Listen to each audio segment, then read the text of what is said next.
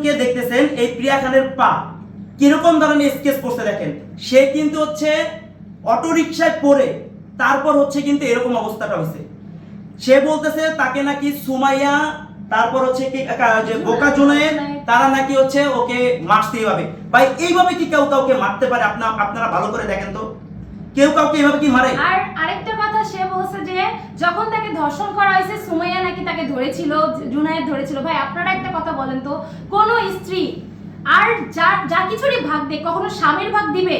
তাও কিনা বউয়ের সামনে নাকি সে এই কাজটা করছে। এটা কি আপনাদের কখনো বিশ্বাস হয়? আর এই যে দেখবেন, আমি কয়েকটা ইন্টারভিউ দেখছি যে মা কিন্তু মেয়েকে কথা বলতে দেয় না, সেই বেশি বেশি কথা বলে, মেয়েকে চুপ করা দেয়। মেয়ে অনেক কথা বলতে নিষেধ করে, সে কি করে বাড়ায় বাড়ায় বারে বারে কথাটা বলে। প্রিয়া কিন্তু সব কথা বলে না, দেখবেন যে ও খুবই কম কথা বলে। আমি অনেকগুলো ইন্টারভিউ দেখছি।